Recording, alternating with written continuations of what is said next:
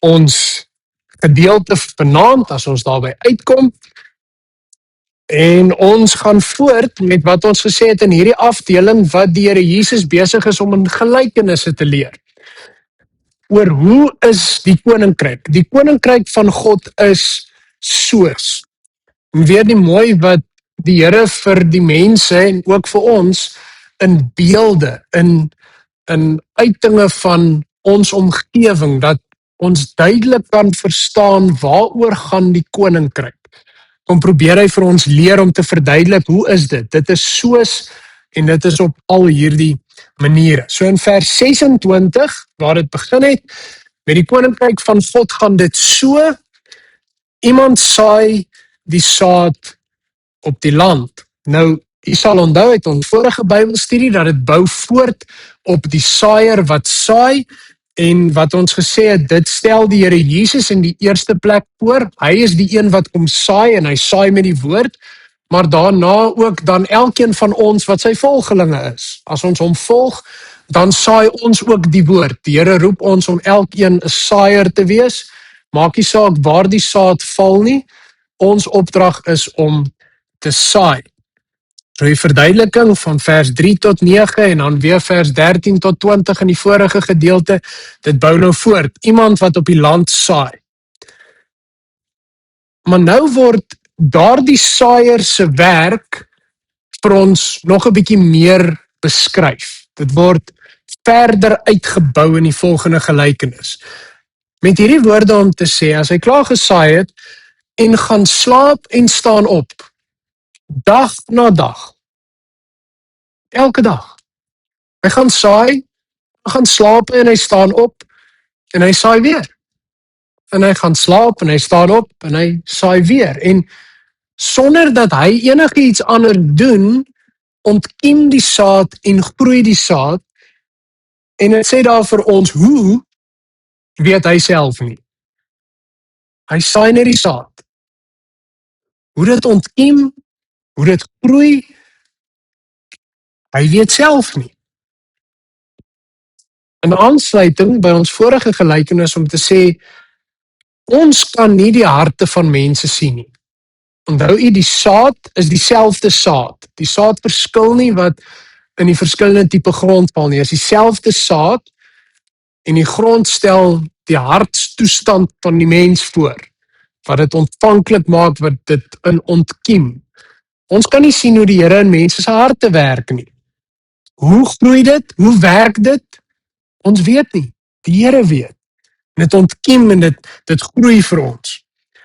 As jy saam met my blaai na Jakobus 5 toe, vers 7, beskryf dit vir ons ook hierdie gedeelte, net so bietjie op 'n ander manier in terme van volharding in hierdie gedeelte van Jakobus.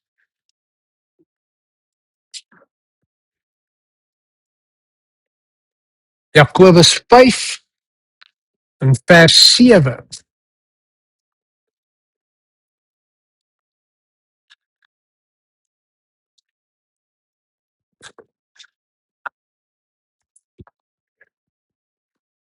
Waar ons dit lees, dan sê dit, wag dan geduldig broers, totdat die Here kom.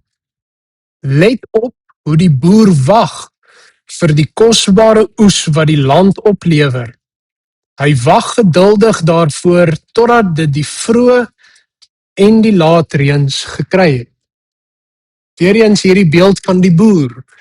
En ek weet, oom Willem is 'n saaiboer, of saaiboer gewees. Nou werk hy, ek weet nie, werk hy harder nie, ek hoor Tannie Annemarie gee vir hom baie werk ook om te doen. Maar wanneer saaiboere saai, dan saai hulle nie een dag en die volgende dag is die oes daar nie. Jy saai eintlik maar ook in geloof. Jy sien nie hoe ontkiem die plant nie. Jy sien net een dag op 'n stadium, soos die vroeë reëns en die laatreëns kom, daar kom die plant op. En daar begin die blaartjies vorm en die groei vind plaas, maar jy kan nie vir hom sê groei vinniger of jaag hom aan nie. Jy wag. Jy doen dit in geloof, in geduld. As jy verwag om vandag te saai en môre te oes, dan gaan jy nooit kan boer nie. Jou geduld gaan opraak. Jy moet wag wanneer die tyd reg is. En hulle sê dit ook wanneer hulle moet oes of wanneer hulle moet saai, die regte tyd. En ons kan nie nou nie, dis te nat. Ons kan nie nou nie, dis te droog. Ons moet wag. Jy moet maar net wag. Selfe beeld hier om te sê wag geduldig. Saai en wees geduldig. Jy het niks te doen met die groei nie. Terug by vers 28 in Markus 4.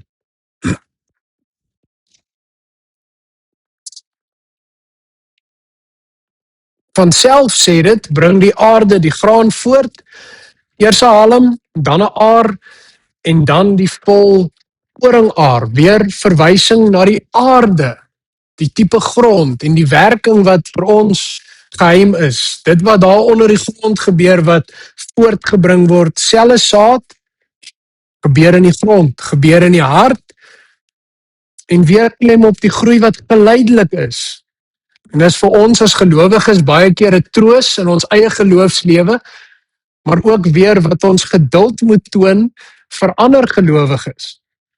As ons sien, dan sê dit nie, vanself bring die aarde die graan voort, die saad en dan die koringaar nie.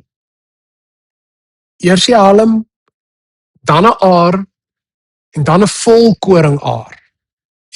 Ons groei tog in ons geloof. Ons is nie wedergebore en die volgende dag volwasse in die geloof nie. En dis hierdie wonderlike werking van die Gees in ons, maar ons verantwoordelikheid om ook te groei. Wat in Korintiërs staan, ons lei nat. Wat doen ons om te groei in hierdie proses? Vers 29 sê vir ons, wanneer die graan ryp is, wanneer die tyd reg is, hoor weer die geduld. Jy kan nie te vroeg oes nie, jy moet wag totdat dit ryp is. Steek hy dadelik die sekel in, omdat die oestyd daar is. Nou, ewe skielik spring die beeld bietjie nie meer net na die enkel aar wat groei nie, maar wanneer die graan, wanneer die land ryp is, wanneer die hele oes ryp is, dan word die sekel ingesteek met die oestyd. Nou die oestyd verwys vir ons na die laaste oordeel. Nou, jy kan saam met my terugblaai na Joël toe. Joël is deel van die klein profete hier aan die einde van die Ou Testament, redelik in die begin na Hosea. So Daniël is die laaste groot profeet, dan kry mens Hosea met sy 14 hoofstukke en dan is dit Joël. In Joël 3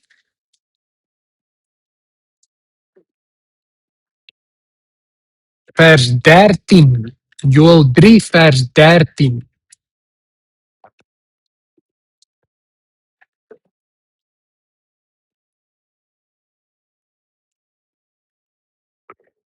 Ons kan dalk net begin by vers 12 wat weer vir ons bietjie beter konteks gee.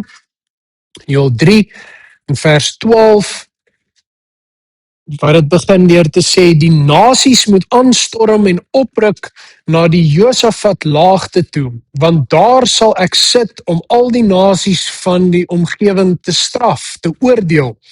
Vers 13, hulle sondes is baie, steek die sekel in, want die oes is ryp, kom trap, die parskyp is vol, die wynkype loop oor. Die tyd is reg, die oes is ryp, hier is die oordeel nou, die einde van die aarde is hier. Nou, Matteus 13 gaan ons nie lees nie, maar dit verwys ook na die Here Jesus in Matteus 13 vers 39 en 40, wat die engele stuur, want die oes is ryp en steek die sekel in, maar ons kan blaai heel na die einde toe na Openbaring 14 vers 15. Openbaring 14 vers 15.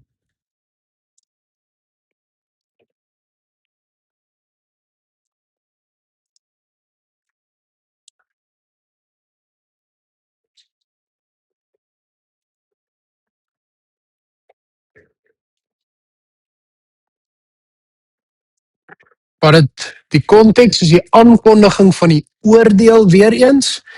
In vers 15, 'n engel het uit die tempel uitgekom en hard geroep na hom wat op die wolk sit, steek u sekel in en oes, want die tyd het gekom om te oes. Die aarde is ryp vir die oes. Net so 'n bietjie af in vers 18 is 'n direkte aanhaling uit Joël 3 vers 13 wat ons nou gelees het.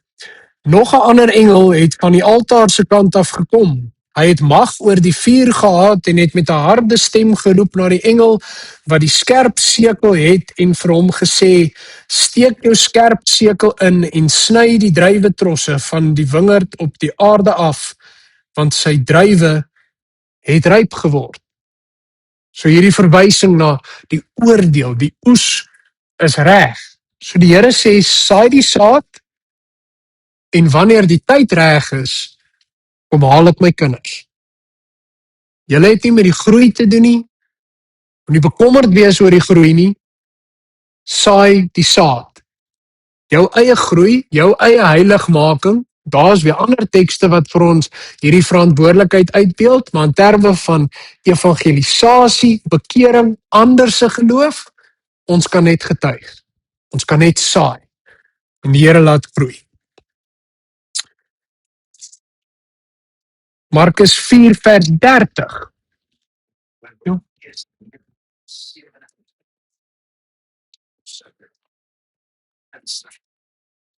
Matteus 9 vers 37.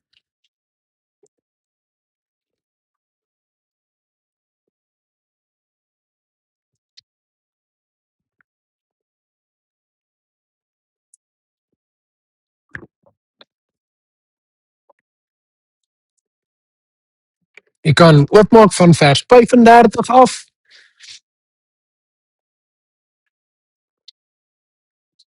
En waar die gedeelte van oor die Here Jesus wat in die dorpe geleer het, hy in die sinagoges geleer, hy die evangelie van die koninkryk verkondig, en dan vers 37 sê die Here Jesus, hy sê toe vir sy disippels, die oes is groot, maar die arbeiders min.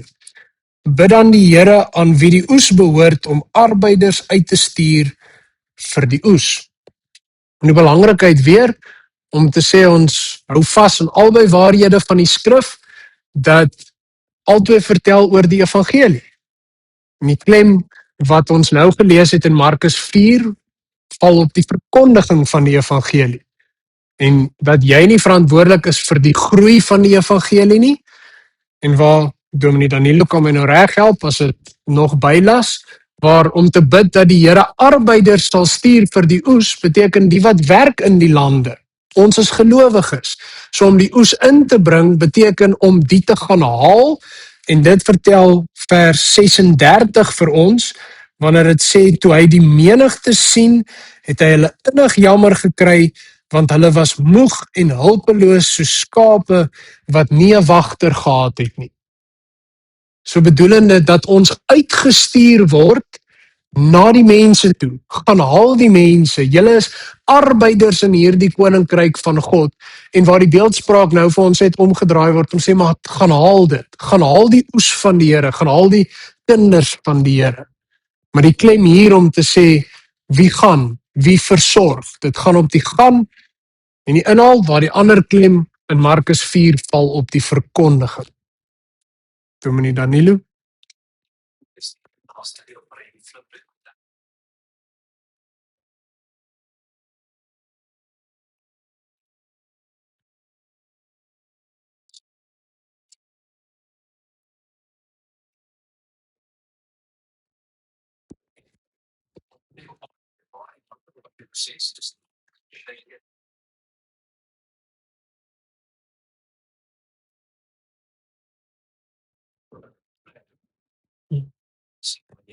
Ja.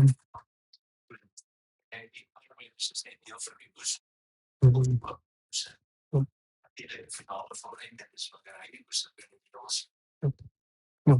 Dominee Danilo sê net vir die wat aanlyn ook luister, die mooi van die saaier wat die Here ons stuur. Ons is nie verantwoordelik vir die groei nie, maar hy gebruik sy kinders op verskeie maniere in mense se lewens, verskeie plekke.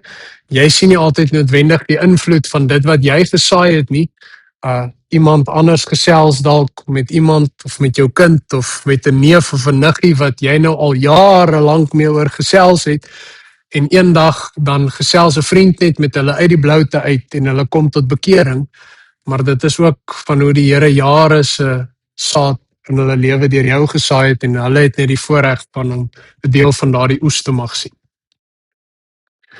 Markus 4 vers 30. Enige vrae terwyl jy soontoe blaai, solank oor dit wat ons ver gesels het, hanteer het.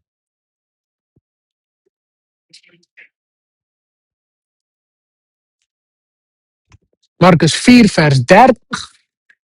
Die gelykenis weer van die saad wat van self groei is nou afgehandel. En nou gaan die Here nog verder. Hy leer met nog 'n gelykenis. En hy sê, hy het ook gesê, hoe sal ons die koninkryk van God voorstel of met watter gelykenis sal ons dit uitbeeld? Nou, die vraag wat die Here hier dubbel vra, hoef ons nooit die aantuiging te maak om te sê die Here wonder vir 'n oomblik hier en hy weet nie wat se beeld om te gebruik nie. Die herhaling van die vraag is om dit te beklemtoon, om te sê luister goed. Die wat nou hoor, dink goed daarna. Hoe sal ons dit uitbeeld?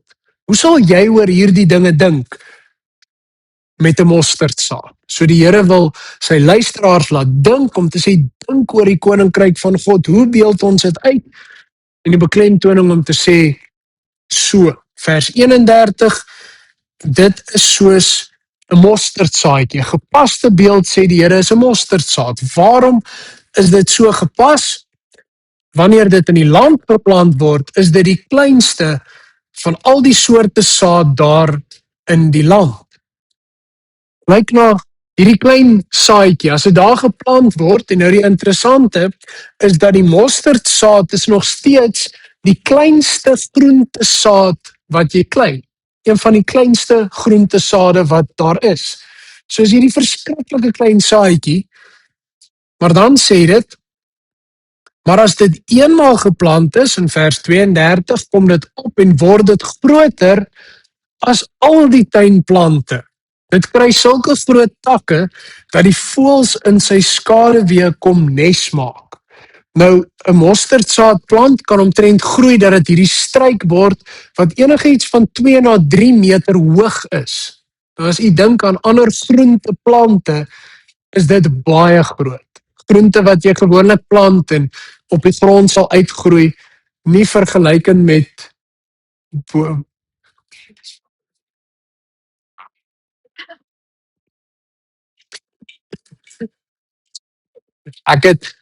ek het gesê voor die dominee is dat ek hoop die prentjies trek iemand se aandag af nie, maar ek moes geweet en nie hy nie, maar dit sou my nou ook afgetrek.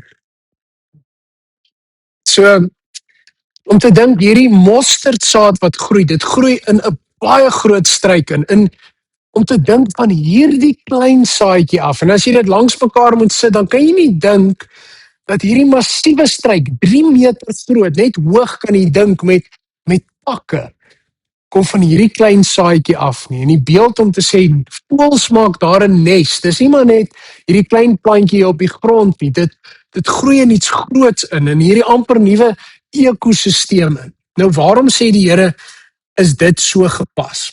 Nou ons kan blaai terug na Esegiel 17 toe. Net voor Daniël wat u nou dalk raak geblaai het, toe ons vir Joël geblaai het, Esegiel 17.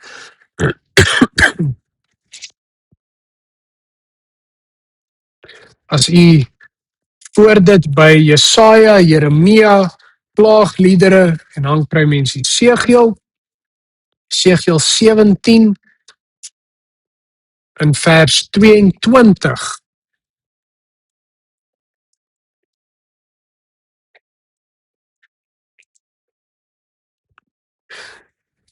vir ons om te wys van ooreenstemmende beelde wat ook in die Ou Testament gebruik is. In vers 22, dan lees ons: so sê die Here my God, ek vat die top van die hoë seder weg en plant hom. Ek pluk die sagte boonste takkie af en plant hom op 'n hoë berg. Ek plant hom hoog op die bergland van Israel, waar hy takke sal maak en saad sal skiet. Hy sal 'n pragtige seder word en in hom sal al die voëls woon. Al wat vlerke het, sal in die skaduwee van sy takke nes maak. Nou dieselfde beeld, en ons gaan dit ook nie saam lees nie, jy kan net dalk vir jou nota maak, in Daniël 4 vers 10 en 22 word dieselfde beeld gebruik oor koninkryke. Konteks van Esegiel is hierdie koninkryk wat nuut geplant word op die bergtop van Israel, wat weer sal groei, wat weer sal uitbrei, wat takke sal maak vir die voëls om te kom nes maak, en die beeld van die kinders van Israel wat sal terugkom en weer sal woon in hierdie boom se takke. En dieselfde in Daniël, 'n uitbeelding van 'n koninkryk wat al klein begin, maar uitbrei, wat groot word. Terug by ons beeld in Markus 4, die Here sê soos by koninkryk. As ons dink aan hoe die koninkryk begin het, wie sou kon dink dat die timmerman van Nasaret, soos baie sê, maar is hy nie die seun van Josef en Maria uit Nasaret, wie se pa 'n timmerman is nie? Wat verkondig hy? En hy roep vir hom 12 disippels. En die volgelinge word meer, en dit brei stadig uit, en daar kom 70 disippels by, wat later ook uitgestuur word, en naderhand 'n menigte wat hom volg, en uiteindelik sit ons aan die suiderpunt van Afrika, en ons kan sê, maar ons het deel aan die koninkryk van God. Wie sou dit kon dink? Definitief nie hulle daar rondom hom nie, maar dis die gepaste beeld wat die Here sê. Dit het nie oornag 'n wêreldryk geword nie, maar dit het gegroei en gegroei en gegroei, en die Here sê hy self hou hierdie koninkryk in stand, sal nie vernietig word nie. En daarom is dit hierdie pragtige gepaste beeld. Enige vrae oor die beeld van die mosterdsaad?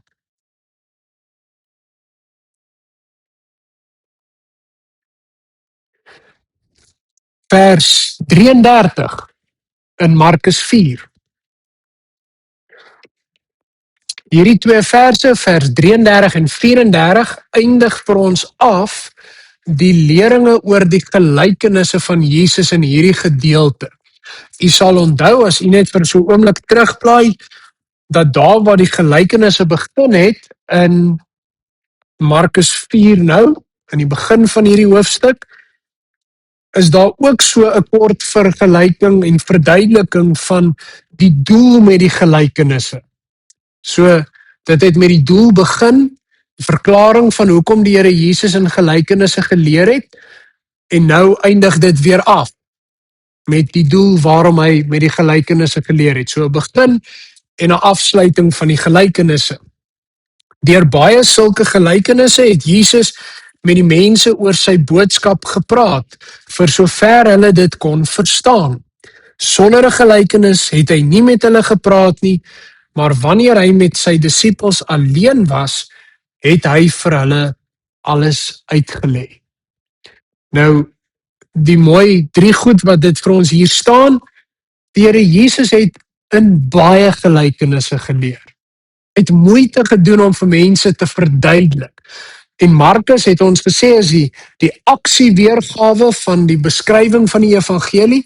As ons na Matteus en Lukas toe gaan, is daar baie meer gelykenisse. Daar's nog gelykenisse. So dit beklemtoon weer vir ons, die Here het in baie gelykenisse geleer, en in die Johannes evangelie word daar geskryf, nog baie dinge het die Here Jesus geleer, en as ons alles sou moes opteken wat hy gesê het, so die boeke van die wêreld nie genoeg gewees het nie. Maar dit wat genoeg is, dit wat hy wou gehad het ons moet weet, is vir ons hier opgeteken. Die tweede, om te sê, hy het nie daar sonder geleer nie.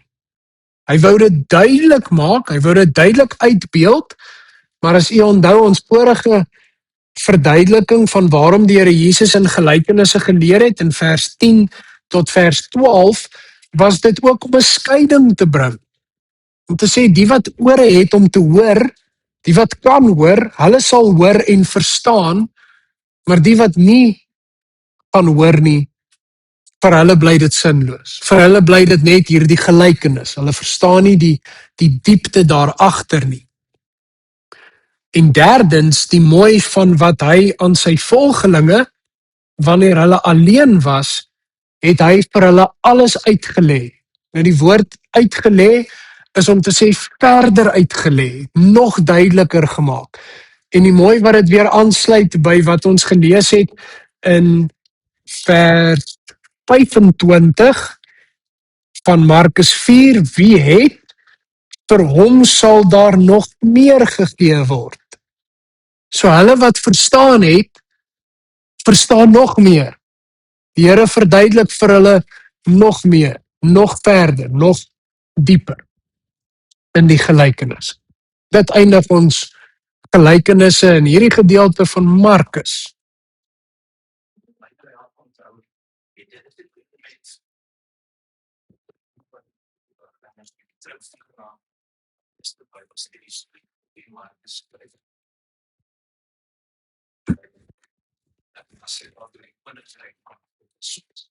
Die beklemtoning net, Dominee Danilo vra om net weer herinnering te hê vir wie skryf Markus, die koninkryk is soos, en om te sê, dat ons onthou, daar is drie hoofpilare in die evangelie van Markus, wat sê, die seun van God is Jesus Christus. Dit is die doel waarom hy dit skryf, en hy skryf dit baie kompak, hy skryf dit verkort, en ons het gesê, baie aksie, en toe het die Here Jesus, en toe het dit gebeur, en dit was die volgende, dit beweeg vinnig na die volgende gebeure toe, so sy bepaalde doel is om te sê, die seun van God is Jesus Christus, onthou dit, en dat hy in hierdie gelykenisse, waarskynlik, ek kan nou nie presies sê nie, maar dit lyk asof hy met die gelykenisse dan vir ons dit kompak stel, om te sê die koninkryk van God is soos, en hy probeer die kern saamvat van die koninkryk wat groei in 'n bepaalde manier, hoe groei die koninkryk, en wanneer gaan die koninkryk ingesamel word. En hy brei nie noodwendig verder uit op al die ander detail van hoe die koninkryk nog is nie. Dit doen Matteus wat meer vir die Jode skryf en Lukas wat meer 'n fokus het vir die Grieke, maar dit lyk asof Markus se doel maar net is om dit so kompak as moontlik te. Maar ek sal 'n bietjie gaan oplees of daar dalk 'n verwantskap is oor die manier en die doel oor die koninkryk. Markus 35, hy het net 16. Markus 4 van vers 35 af. En hier begin ons weer met die verhaal, wil ek sê, wat weer vir ons voorgaan, die Here Jesus se leer, wat hierso beëindig word. Vers 35, wat vir ons sê, laat daardie middag sê Jesus vir sy disippels, ons vaar oorkant toe. Waar is hulle op die oomblik?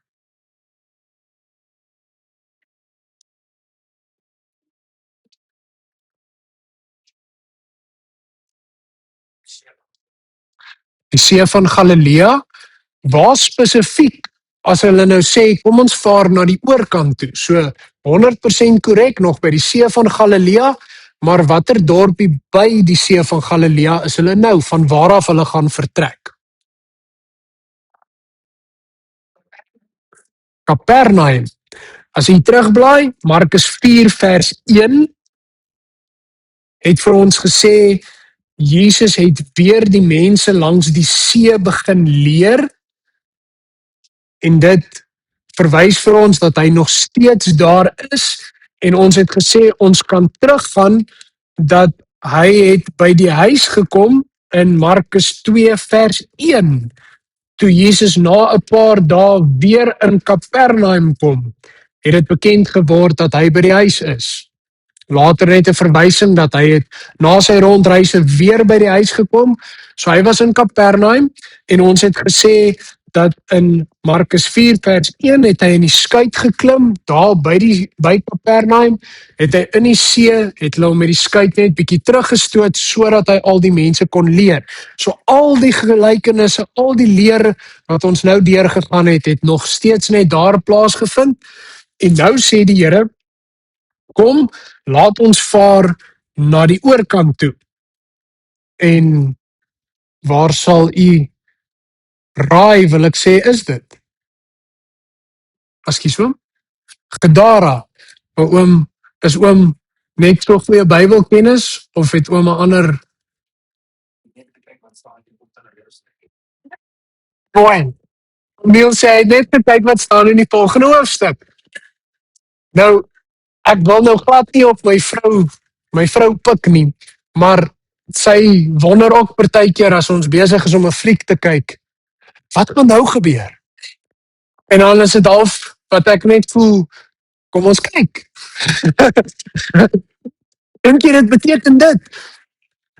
Kom ons kyk. Nou, ek moet toegee, ek wonder ook partykeer, maar kom ons lees verder. So as ons wonder, kom ons lees net verder, en as ons nie kan onthou nie, kom ons blaai net terug. In hoofstuk 5 vers 1 sê dit, daarna het hulle oorkant die see in die land van die Geraseners aangekom. Nou, ek wou vir u nou 'n kaart gewys het. Ek het nie op die oomblik die kaart, kom ek maak so. Ek sal verskoning vir die wat aanlyn kyk. Ek dink nie hulle gaan nou die kaart op die skerm kan sien nie. Hoopelik is dit 'n wonderlike aanmoediging om in persoon by ons te kom kuier.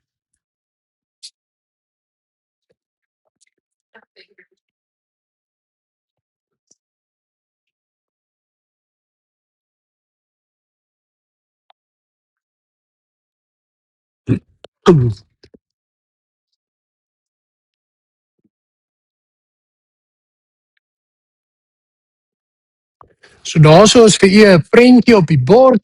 Hoop almal kan daarom sien. So van Kapernaum het die Here gesê, kom ons vaar na die oorkant, na die land van die Geraseners. Nou as u hier onder kyk, sal u sien hier heel onder sê dit Gerasa. En as ons lees in Matteus, ek kan nou nie spesifiek die hoofstuk onthou nie, maar waar die Here Jesus ook die besetene van Gadara tegemoet kom, die dorpie daarbo by die pyltjie, dan sê dit, nadat die Here Jesus die bose geeste uitgedryf het, het hy in die hele Dekapolis van hom gaan vertel. En dis nie 'n dorp nie, maar wel daar die hele distrik. So as die Here nou vir sy disippels sê, kom ons vaar van Kapernaum af oor na die ander kant, dan sien u dit is regtig na die oorkant van die see van Galilea, en daar sien ons ook al die verskillende name waar dit vandaan kom. Dit word ook die see van Gadara genoem, of die see van Tiberias, omdat dit alles dorpies daar rondom is om dit ook te beskryf. Ek sal vir u die prentjie ophou, en ek dink nie hy sal verander nie, so hy sal net verwysend wees.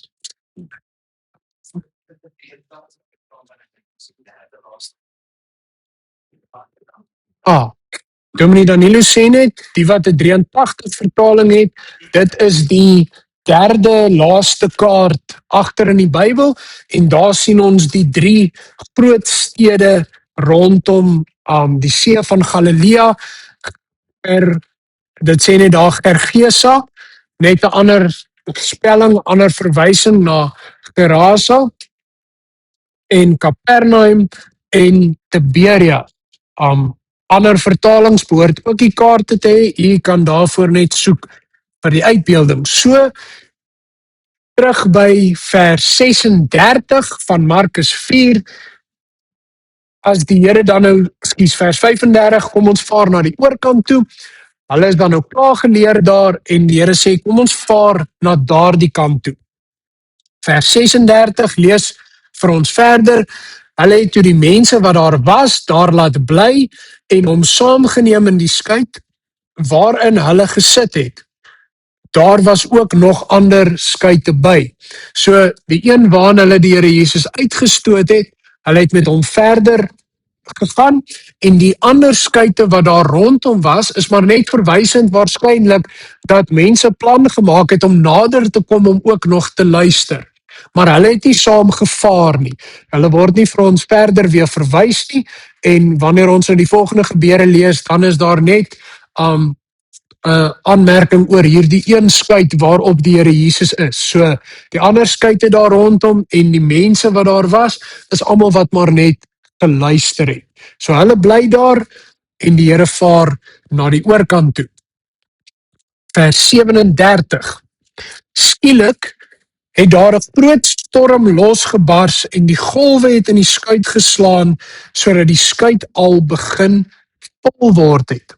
Nou, hierdie skielike gebeurtenis, ons hoef nie te dink dat daar was al reeds donderwolke in die lug en dit het gelyk soos reën en toe begin hulle dalk maar oorvaar en hulle het gedink hulle staan 'n kans en toe is dit 'n misreken wat hulle gehad het en toe is hulle in die storm nie. Dis baie algemeen vir skielike storms om oor die see van Galilea plaas te vind. Die hele gebied daar rondom is baie bergagtig, so die afvloei na die see toe, daar's baie klowe en dit beteken dat die wind baie skielik opsteek deur daardie klowe en die wind en die weer inbring en storms is in 'n paar oomblikke is dit net op iemand en vererger dit net. So skielik hier kom die storm. So hulle is besig om oor te vaar, hier steek die wind op en die golwe is daar en die weer is daar en dit is gaals op die see rondom hulle. En net 'n herinnering vir dit wat ons nou gaan lees in vers 38, meeste van hierdie manne wat geroep is ervare vissermanne. Dis manne wat die see ken. Hulle weet wat hulle doen, hulle lewe lank is hulle daar, dis hulle beroep, hulle het daarmee groot geword, en is nie net een van hulle nie, daar's 'n paar. So hulle weet wat hulle doen wanneer hulle hier oor seil. En tog, in vers 38 lees ons, Jesus het op die bank in die agtersteewe gelê en slaap. Hulle maak hom toe wakker en sê vir hom, meneer, gee u dan nie om dat ons vergaan nie. Want die vergaan is 'n sterk uitdrukking, dis ons einde, ons gaan tot niet, dis nou die einde. Nou moet ons besef, dit was 'n groot storm. As hierdie manne dink, dis hulle einde. Dis nie die water wat maar net so bietjie gekabbel het en nou raak onervare manne bang nie. Hulle het bang geword en hulle het gedink, dis nou verby. So 'n vreeslike groot storm, en wanneer dit sê Jesus het op die bank in die agtersteewe gelê en slaap, dan moet ons nie dink aan 'n skuit wat hierdie ou klein bootjie was nie. Dit is meer, ek wil sê, soos 'n regte seiljag wat ons vandag aan sal dink, wat jy kan afgaan onder toe, waar daar plek is onder, en dink, as dit die disippels is wat saamgaan, was hulle ten minste 13 manne op hierdie skuit gewees. So dit is 'n groterige vissersboot. Dis nie maar net hierdie ou klein roeibootjie nie, dis 'n groterige skuit. En die Here is dan onderin agter wat hy lê daar en hy gaan slaap. En ons het in 'n vorige studie gesê hoe die Here nie mense weggewys het nie. Wat hy maar net nog en die mense om ons singel. So dink jouself in 'n hele dag van prediking, 'n hele dag van leer, en ek en Dominee Danilo kan getuig, as ons dalk 2 keer of 3 keer gepreek het op 'n Sondag, jy moeg. En gery, en jy's moeg, jy's uitgeput na 'n dag. En nou is dit die Here wat vir die eerste keer dalk in dae nie omring is deur mense nie, en waar hy net kans het en wat hy eintlik uitgeput net aan die slaap raak onder in die boot.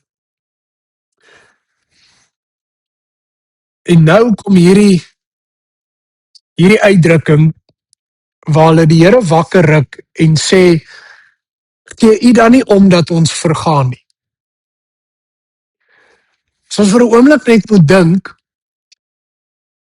wat 'n steek dit vir die Here Jesus moes gewees het.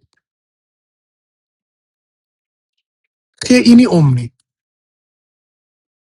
As ons maar net dink in ons lewe, as ons moeite doen vir iemand, en iemand sê, ag, jy doen in elk geval nie vir my moeite nie. En vir die laaste week hardloop jy al agter hulle aan, net amper die verontwaardiging. En hier kom hierdie disippels en sê, gee u nie om nie. Gee u nie om dat ons vergaan. En om eintlik te dink, wat het die Here Jesus gekom om te doen? Hy het soveel omgegee, hy het so lief gehad, dat hy gekom het, sodat ons in ewigheid nie sal vergaan nie. En hier kom hierdie disippels en sê, Here, gee u nie om nie. Dink net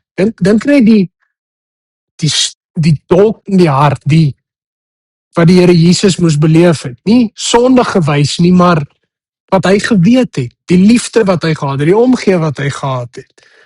Ek gee soveel vir julle om, dat ek 'n mens word, alles wat ek doen, doen ek om te red, en nou vra julle, gee ek nie om. Vers 39. Toe staan hy op, bestraf die wind en sê vir die see, hou op, bedaar. Die wind het gaan lê en daar het 'n groot stilte gekom. Nou, hierdie dubbele beklemtoning, hierdie dubbele uitroep, word stil, word kalm, wees stil, word kalm met die hou op, bedaar. En die eerste wat in die 83 vertaal word as hou op, is 'n baie bestraffende woord. So, 'n mens, jy hoor amper die stop dit. Hou op om dit te doen. Moenie so wees nie. Bestraffende, amper hoe durf jy? Stop dit dadelik. En die tweede een, met bedaar, soos dit vertaal word in die 83, is 'n baie, die sin wat die woord in gebruik word, is soos wanneer jy vir 'n hond een van daardie bande of kouse om sy mond sit, sodat hy nie sy mond kan oopmaak nie. So dis 'n beperkende. Jy hou terug, jy hou in toom. Ons kan sê, jy weerhou dit, jy bedwing dit. So die Here bestraf in eerste plek om te sê, stop dit. En dan tweede ene met sy bedaar is dit, beheer jou, kom in toom, wees rustig. Hierdie dubbele beklemtoning. Oom Leroem? Ja, swyg, bly stil is die ou vertaling, daardie van stop dit dadelik. Dieselfde tipe woord word gebruik aan, jy sal nou die 53 vertaling ook, wanneer die samevatting van die wet gegee word, en die Here Jesus, wanneer daar geskryf staan, hy het die Fariseërs en die Sadduseërs die mond gestuit. Geswyg. Jy kan nie nog iets sê nie, jy word dadelik amper afgesny. So die dadelike bestraffing en die stop. En die mooi wat ons moet sien, dat in vers 38 roep die disippels, Here, gee nie om nie, help ons. En dit sê nie dan vir ons, die Here het eers wakker geword, of gesê, gee my eers 'n rede om te help nie. Elkeen wat die naam van die Here aanroep, lees ons in Romeine 10 vers 13, sal gered word. Die wat roep en sê, Here help, die Here gaan nie vir jou kyk en sê ek wil nie. As jy die Here aanroep, sal hy red. Dis die geestelike daarvan. Ons moet dit nie verwar met swaar tye en uitdagende tye, dat die Here ons nie noodwendig dadelik gaan red uit omstandighede in ons lewe nie. Maar wanneer ons gered is, geestelik gered is, dan hoef ons minder bekommerd te wees oor die aardse omstandighede. As die Here my nie red nie, was die boodskap ook 'n paar sondae terug uit Daniël uit, selfs al red die Here ons nie hier uit nie, Ons is gered. Die wonderlike daarvan. En in vers 39, wat dit dan sê, die wind het gaan lê en daar het 'n groot stilte gekom.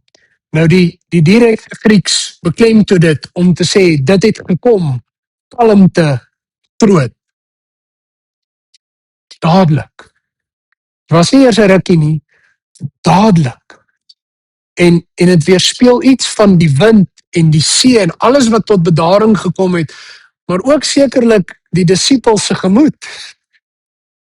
As jy nou gedink het, hier is die einde, en die volgende oomblik, weg is die wind, weg is die golf.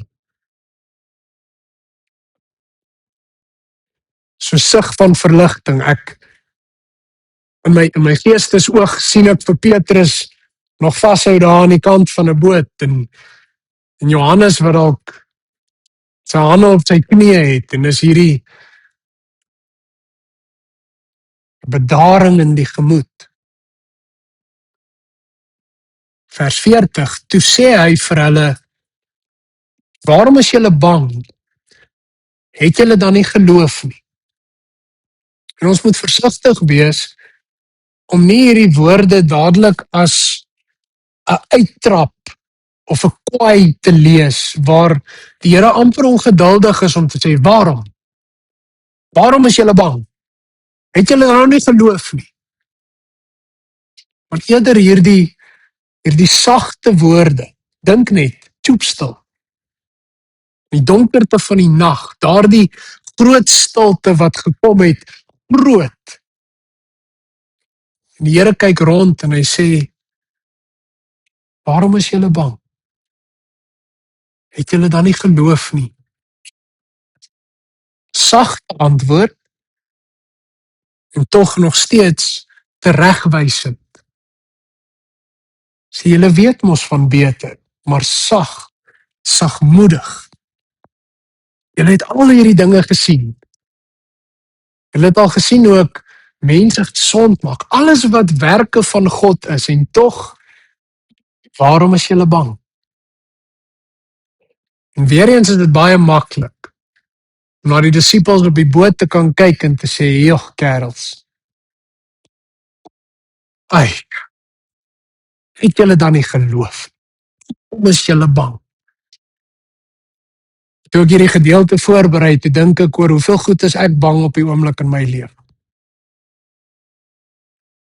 Hanlo, het jy dan nie geloof nie? Waarom is jy nog bang? Vir die omstandighede. En Carlo?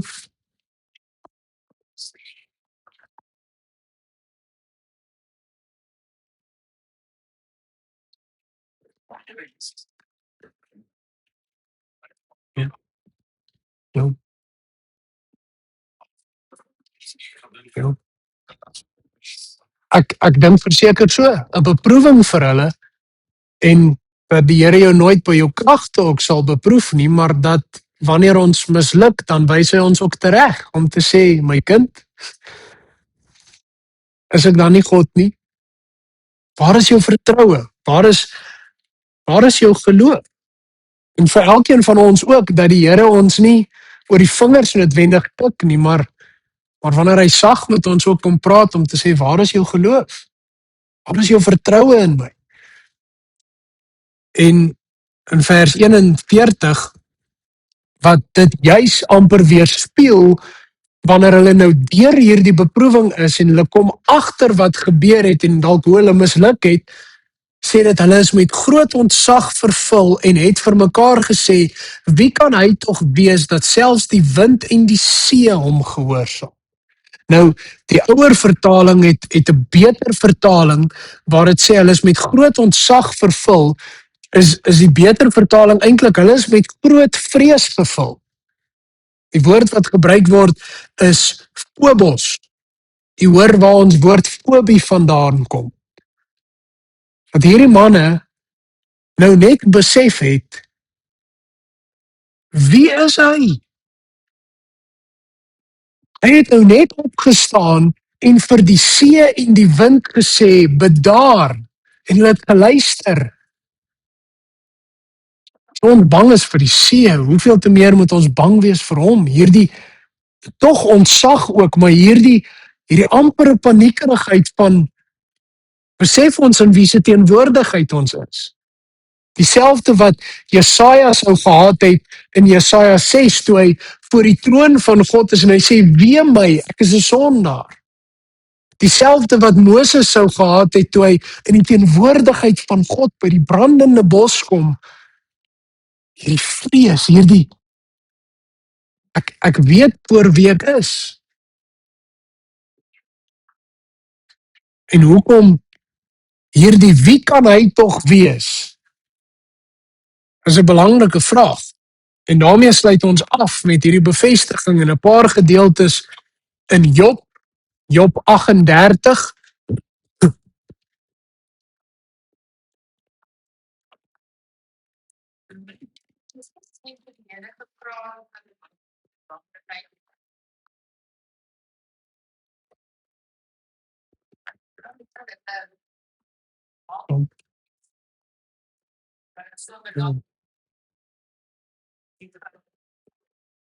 En die magte vra ek of die Here nie wanneer hy dit vra in 'n mate kon teleurgesteld wees.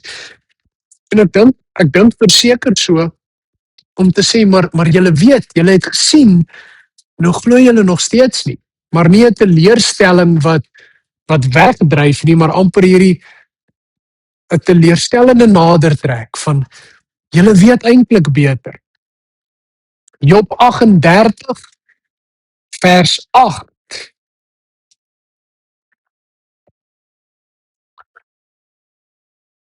Wie het die see opgedam toe hy begin uitborrel het? Die Here is hier aan die woord en hy sê, ek het hom met wolke bedek, om met donkerte toegemaak, ek het vir hom perke gestel, om agter slot en grendel gesit, ek het gesê, tot hier toe mag jy kom, nie verder nie, hier is die grens van jou magtige golwe. Dis net God wat dit kan doen.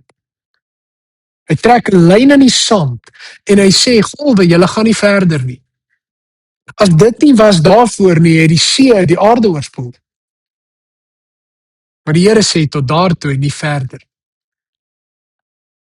Paar gedeeltes in Psalms, ons gaan daarom net so vorentoe blaai, Psalm 65.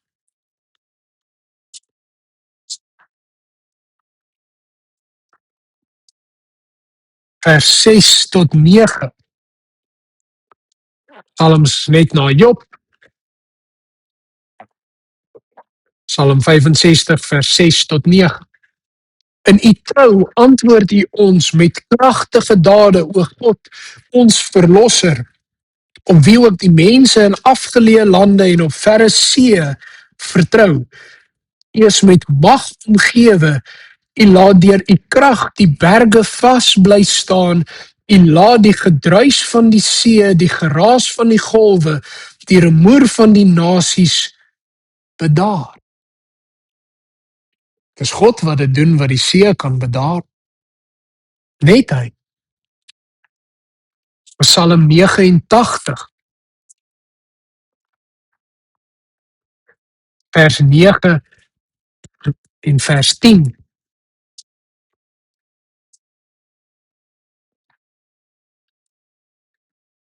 Psalm 89 vers 9 en vers 10.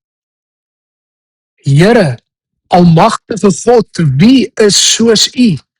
U krag is groot, Here, u trou is oral. U heers oor die onstuimige see, as sy golwe opstaan, laat u hulle bedaar. Die manne in hierdie skuit saam met hom is Jode wat die Ou Testament ken. Hulle het hierdie psalms gesing, hierdie woorde onthou, dit wat vir hulle voorgelees en geleer is in die sinagoges, en hulle weet, dis net die Here wat dit kan doen. En nou staan hy op. Wie kan hy tog wees, dat selfs die wind en die see hom gehoorsaam? En die laaste ene is Psalm 107, wat as jy dit sou lees, sou jy gedink het ons lees weer Markus. Psalm 107 vers 23.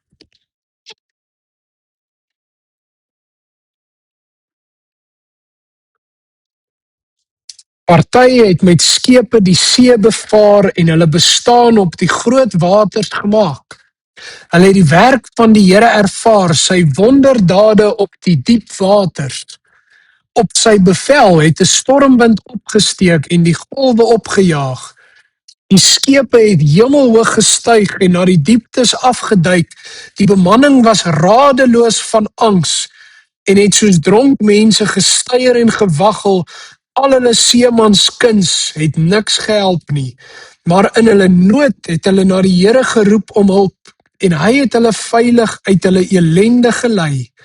Hy het die stormwind stil gemaak en die golwe van die see het bedaar. Die seevaarders het hulle verheug oor die kalmte.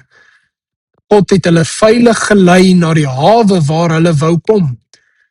Hulle moet die Here loof vir sy troue liefde, vir sy wonderdade wat hy aan mense doen. Hulle moet van sy grootheid getuig in die volksvergadering, om prys in die byeenkoms van die leiers. Wie kan hy tog wees? Dat selfs die wind en die see hom gehoorsaam. Net God alleen. Die Almagtige, die Verlosser, die een wat ons bewaar, die een van wie ons moet getuig van sy wonderdade, sy troue liefde, sy grootheid in die vergadering, hom prys in die byeenkoms van die leiers. Dit wat ek vir u wou wys, sal ek volgende keer wys, so 'n vergelyking weer met die Ou Testament, maar ons is ongelukkig al amper 5 minute oor ons tyd, en dan sal ons volgende keer verder gaan. Enige vrae, so vir 'n laaste oor wat ons gelees het, nog 'n opmerking?